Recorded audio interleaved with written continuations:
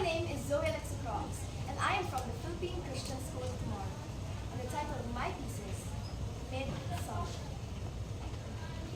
It was only 8 o'clock in the morning, but the sun was already hot and high in Manila.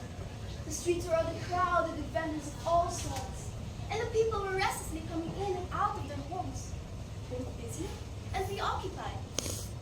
As for me, I was a girl of 17, and for the first time, I had to go to church without my best friend, Diane. It had been 2 months since her mom's death.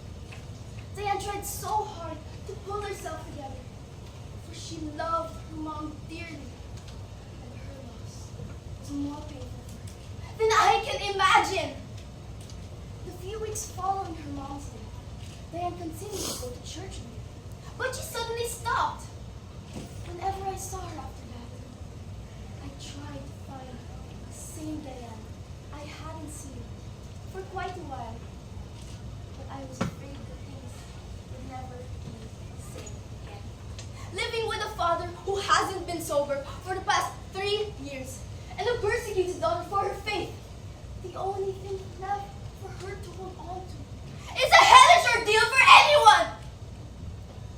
The first Sunday alone wasn't the last.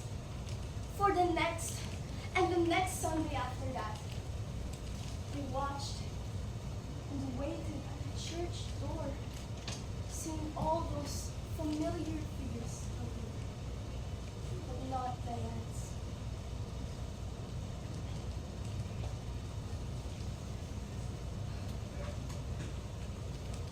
I tried.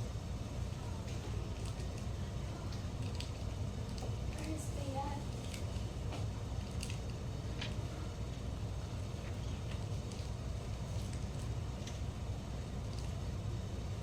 After that, I waited for her. I looked for her, but I couldn't find her. After that, I learned that because of her mother's death, her father insisted that she stay away from the church and just spend her whole summer cleaning the house, cooking for him, and doing the laundry. I was enraged. I found this very unreasonable. She could do all that without having to miss church. The last time I visited Diane, her father answered the door, half breathing and half drinking.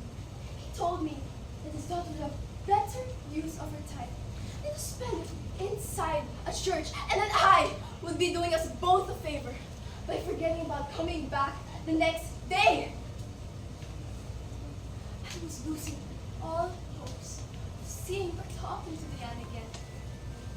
And one day, when I was walking down the street, I noticed her familiar figure from afar.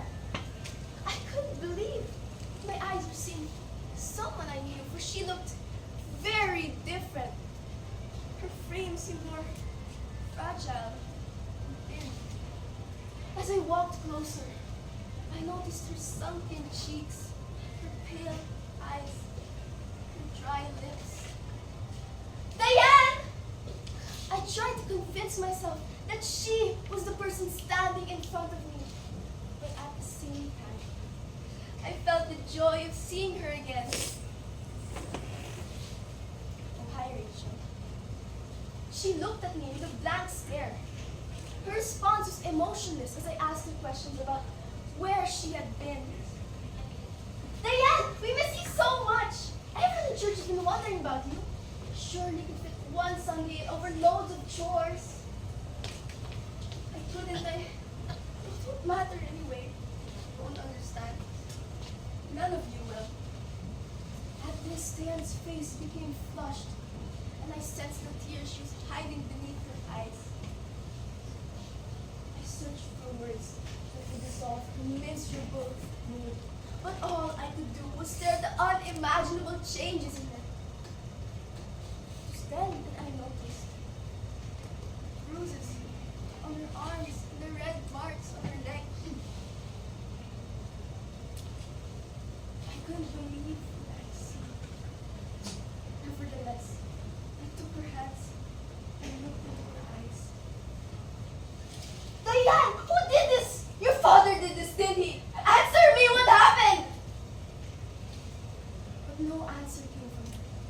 just tears and painful sobs. Stop! You're hurting me! She said spitefully. Diane, whatever you're going through, please don't turn away from me. More importantly, don't run away from God. Please, Diane, listen to the one who's living in your heart. She answered back with a tone of sarcasm. Well, look at me now and tell me if you see the same person. All I have ever come to believe have turned against me. Even God!